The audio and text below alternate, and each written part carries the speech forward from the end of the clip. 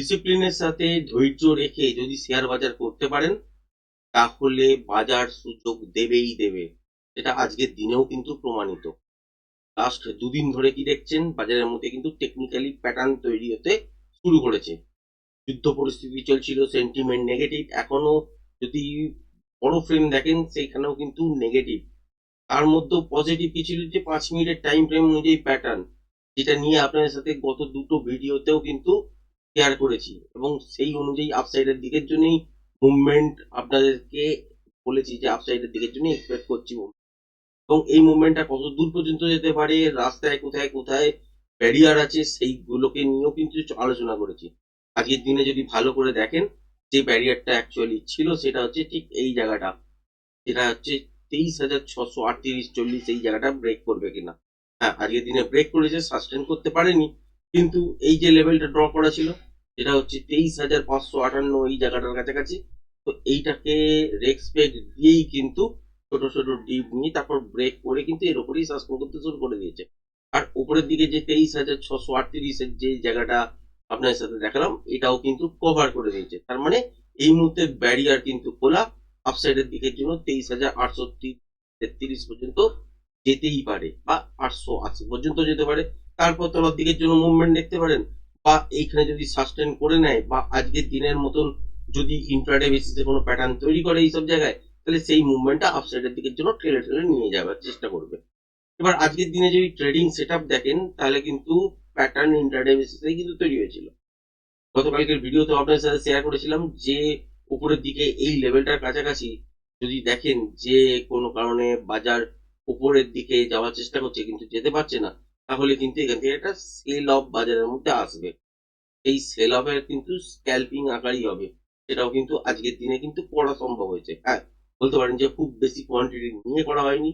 তারপর যদি দেখেন এখানে প্যাটার্ন তৈরি হচ্ছিল এবং এই মুভটাই কিন্তু কাজ হয়েছে। আর আজকের দিনে প্রিমিয়াম যদি দেখেন, ভয়ানক কিন্তু আপ অ্যান্ড ডাউন করেছে। এখানে থিটার এফেক্ট খুবই কম ছিল, ডেল্টা এবং গামার এফেক্ট কিন্তু ছিল। But delta, gamma, theta, vega এইসব কি, এগুলো জানতে গেলে আপনাকে টেকনিক্যাল জানতে হবে, তার সঙ্গে সঙ্গে প্যাটার্নটাও বুঝতে হবে।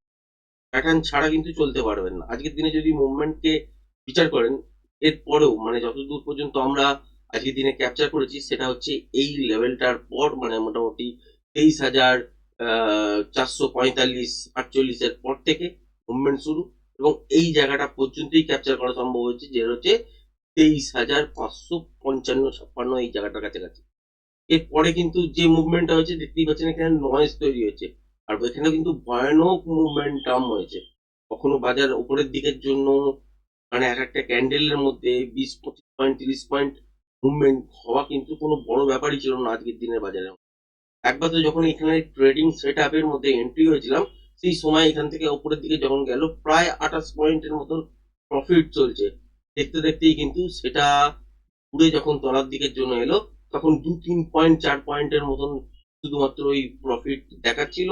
বাদ বাকিটা যে কোনো সময় লসের মধ্যে কনভার্ট হয়ে যেতে হতো। হ্যাঁ, প্যানিক তলার দিকের জন্য খুব বেশি দেখায়নি, যদি দেখাতো তাহলে কিন্তু আরো অনেকেরই অসুবিধা হয়ে যেত, কিন্তু যেহেতু দেখায়নি সুতরাং এখানে মোমেন্টামও যেমন ছিল, তো স্টপ লস যদি রাখেন, স্টপ লসটাও কিন্তু সাইজ একটু বড় আজকের দিনে কিন্তু হয়েছে।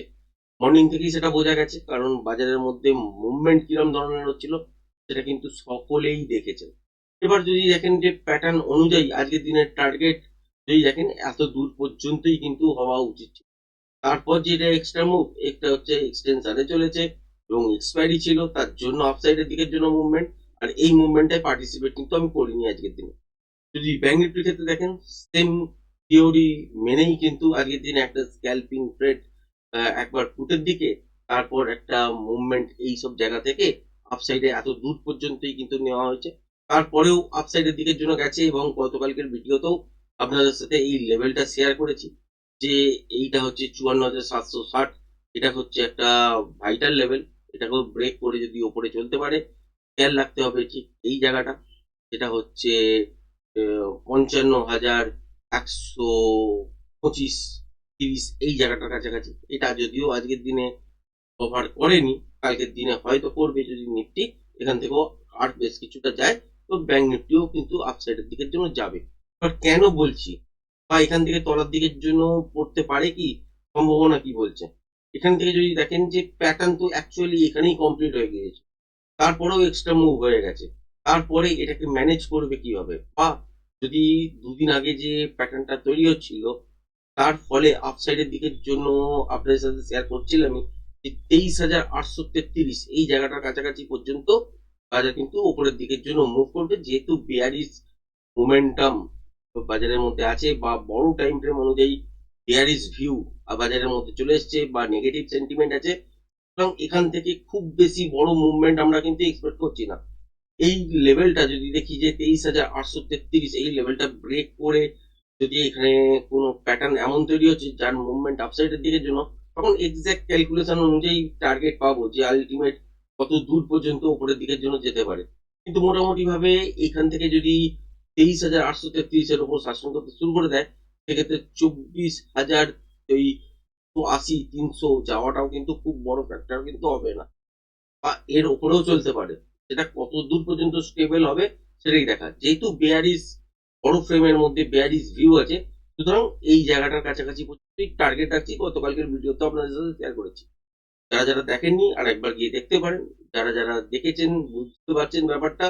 তো এই জায়গাটা পর্যন্তই হয়তো টার্গেট আমি নিয়ে চলছি, কিন্তু কালকের দিনেও ফ্রেশ প্রাইস অ্যাকশনের ওপর কিন্তু আপনাকে বিশ্বাস করতে হবে।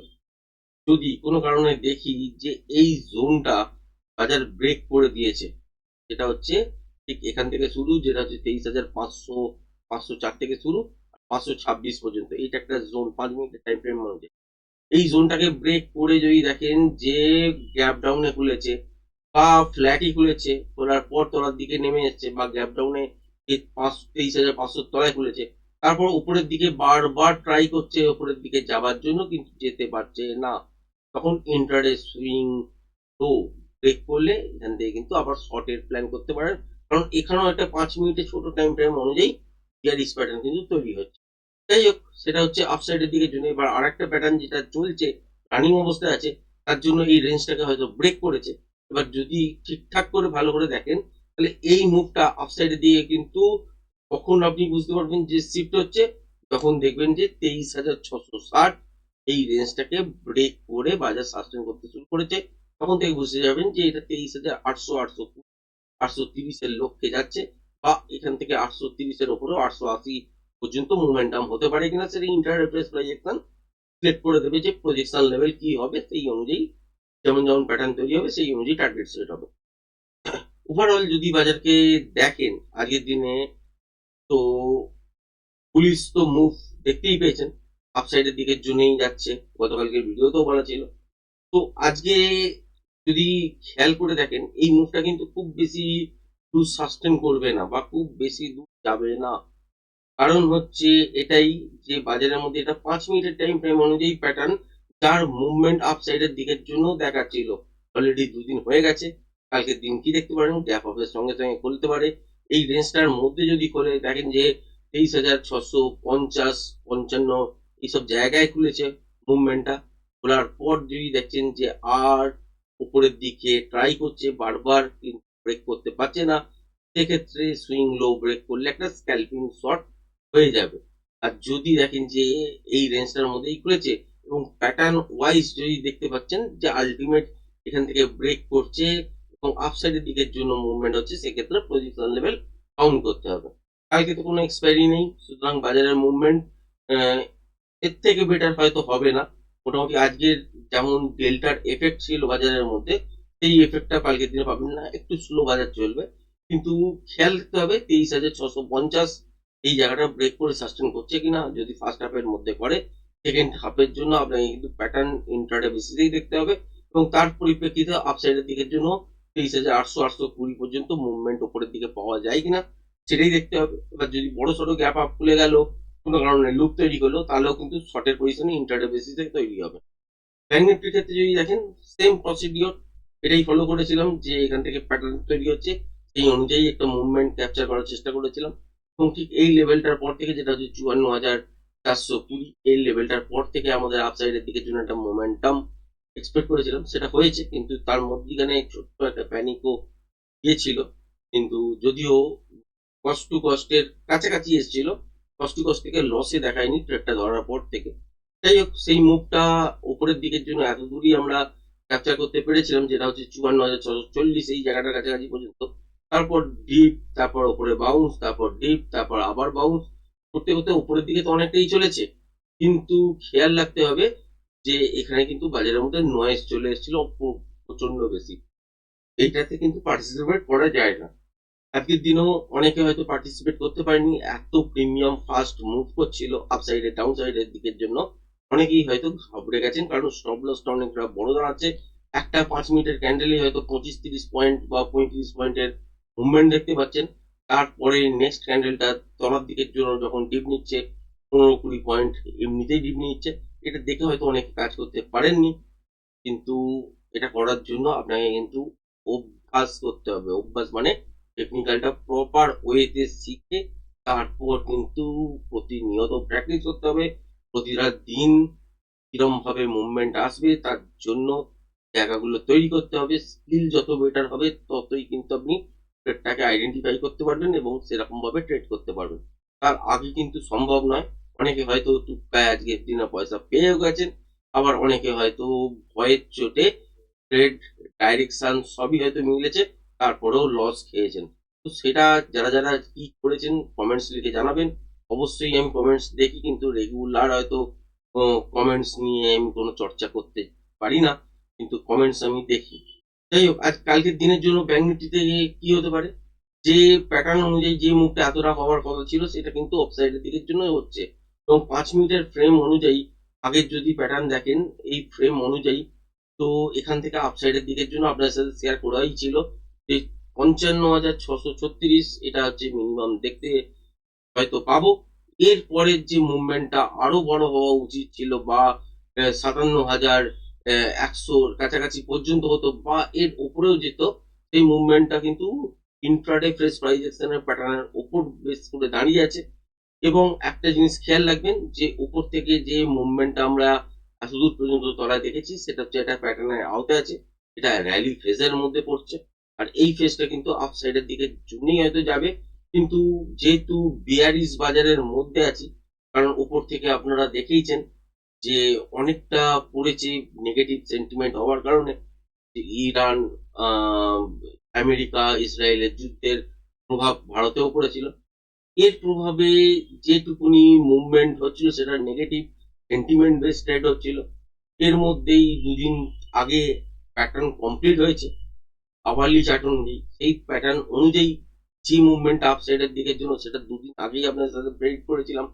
এবং এই মুভমেন্টটা যে খুব বড় হবে না সেটাও কিন্তু মনে হচ্ছে এই জন্যই যে বাজার কিন্তু এখনো পর্যন্ত বিয়ারিশ সেন্টিমেন্টের মধ্যেই কিন্তু আছে।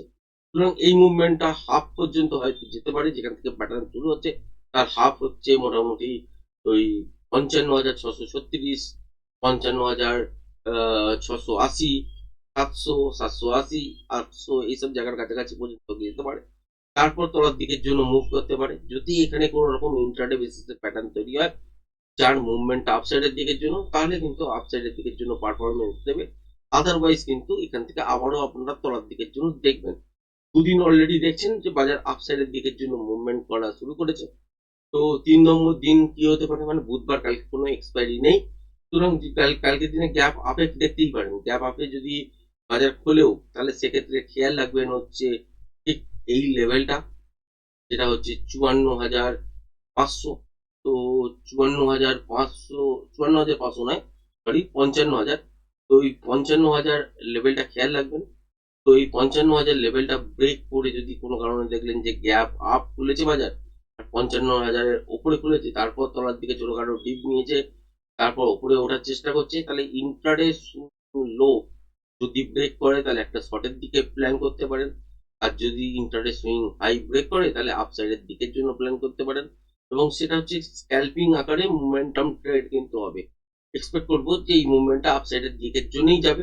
কারণ হচ্ছে এটাই যে এখনো পর্যন্ত 5 মিনিটের টাইম ফ্রেম অনুযায়ী প্যাটার্নের যে র্যালি ফেসটা আছে সেই র্যালি ফেসটা কিন্তু আপসাইডের দিকের জন্য এতটা পর্যন্ত বা এর থেকে উপরে 55,700, 800 কাছাকাছি পর্যন্ত মুভমেন্ট করতেই পারে। তারপর দেখার কথা যে ফ্রেশ প্রাইজেশন অনুযায়ী কি ধরনের প্যাটার্ন তৈরি হচ্ছে।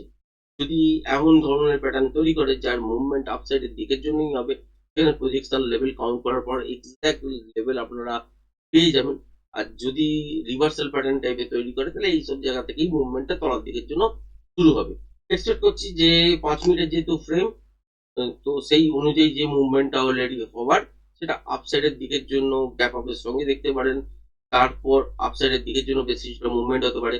যদি ফার্স্ট হাফের মধ্যেই এই জায়গাটা কমপ্লিট হয়ে যায়, সেকেন্ড হাফে হয়তো রিভার্সও দেখতে পারেন। সেক্ষেত্রে বোথ সাইড টাইপের মুভমেন্টও হয়ে যাওয়ার সম্ভাবনা কিন্তু থাকবে। আর যদি কোনো কারণে দেখেন যে 55,670 এর উপর কন্টিনিউ সাস্টেন করতে শুরু করে দিয়েছে বা ক্লোজিং পেয়ে গেছেন, তাহলে এই মুভটা আপসাইডের দিকের জন্য কন্টিনিউ হবার চান্সেস তখন তৈরি হবে। সেটা দেখার ব্যাপার। তার আগে তো বুঝতে পারবেন না। মোটামুটি এই জায়গাটা অবধি আপনার সাথে শেয়ার করেইছিলাম। তো সেটা ভাবে হচ্ছে বা কালকের দিনে কিরকম ট্রেডিং সেটআপ থাকে সেটাই হচ্ছে দেখার। আজকের দিনের ট্রেডিং সেটআপ তো বুঝেই গেছেন। কালকের দিনের জন্য যদি আপনাকে সেলের জায়গা খুঁজতে হয়, তাহলে নয় এই জোনটার মধ্যে বাজার যদি খোলে 54,995, মানে এই 55,000, আর তলার দিকে হচ্ছে আপনার সাপোজ ধরুন 54,800, এই জোনটার মধ্যে যদি খোলে ডুব জয়ী তৈরি হয় এবং ইন্টারডে সুইং লো ব্রেক করে, তাহলে কিন্তু ইন্টারডেতে শর্ট আসবে। আদারওয়াইজ যদি আপনি লেভেল খুঁজতে চান, লেভেল হচ্ছে এই সুইং লো ব্রেক না করলে মোমেন্টাম আসবে না, যেটা হচ্ছে 54,668। এই লেভেলটা ব্রেক করলে তবেই কিন্তু মোমেন্টাম তলার দিকের জন্য শিফট হতে শুরু করবে আবারও, এবং ভালো ভালো ট্রেডিং সেট আপ এবং মোমেন্টাম ফুড সাইডের দিকের জন্য দেখা যাবে। আদারওয়াইজ কিন্তু হবে না। তো এইগুলোকে দেখেই কালকের দিনে কাজ করবেন।